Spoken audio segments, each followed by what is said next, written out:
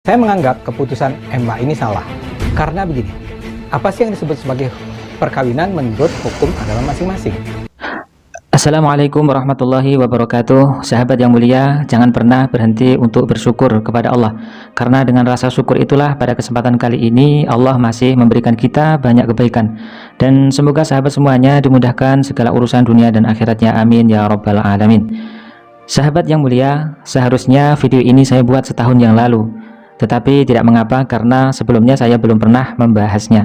Dan ini merupakan perkara yang sangat penting untuk diperhatikan bagi saya dan sahabat semuanya, khususnya umat Islam. Video ini berisi tentang pernyataan seorang dosen penggiat sosial media politikus dari Partai Solidaritas, yaitu Ade Irmando, yang menyetujui nikah berbeda agama.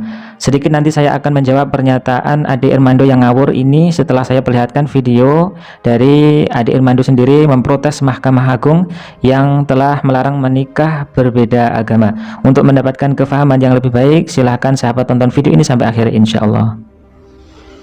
Mahkamah Agung baru saja memutuskan bahwa pernikahan beda agama di Indonesia ini tidak sah.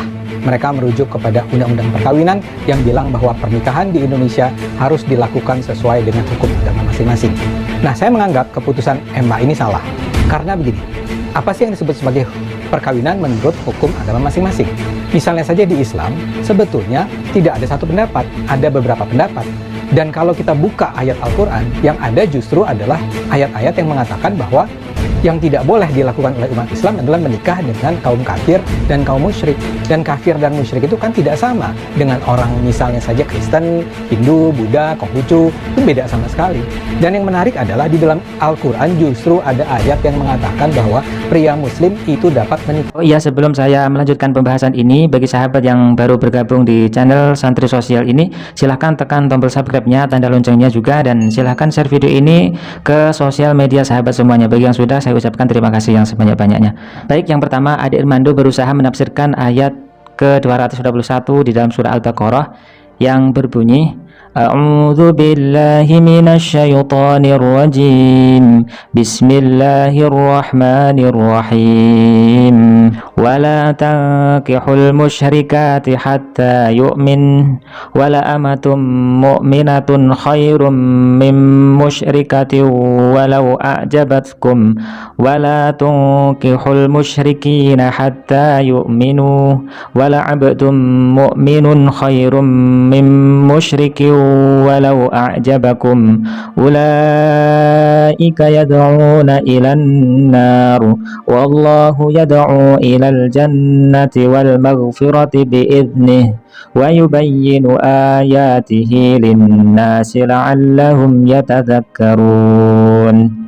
Dalam ayat tersebut, Ade Irmando memahami ayat 221 dalam surah Al-Baqarah itu hanya secara lafadznya saja. Dia tidak pernah mendalaminya, dan ini bisa menyesatkan banyak orang, sahabat semuanya, khususnya kepada umat Islam.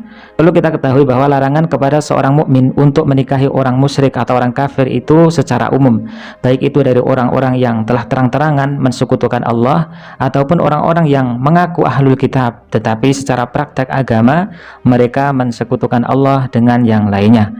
Dan dalam video tadi juga Ade Irmando menyinggung surah Al-Maidah ayat ke-5 tentang kebolehan orang Islam menikahi ahlul kitab. Sahabat, di sini perlu kita ketahui mengenai bolehnya laki-laki muslim atau mukmin untuk menikahi ahlul kitab, dan apa yang disampaikan Ade Irmando itu benar, tetapi masalahnya orang yang dikatakan ahlul kitab sekarang ini, yaitu penganut kitab Injil atau penganut kitab Taurat, itu masih bisa disebut ahlul kitab apa tidak?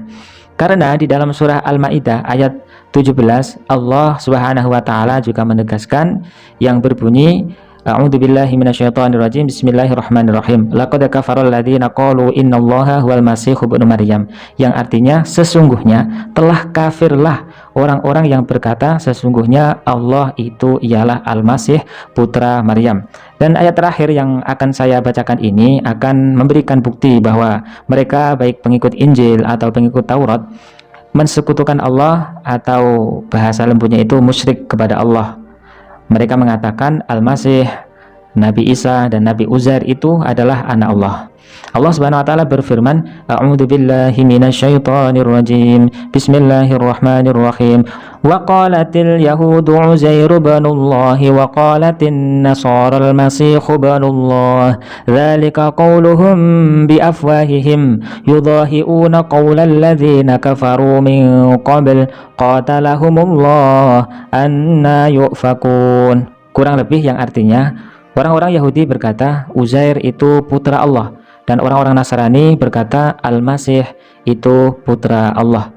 Demikian itu ucapan mereka dengan mulut-mulut mereka. Mereka meniru perkataan orang-orang kafir terdahulu. Allah melaknati mereka.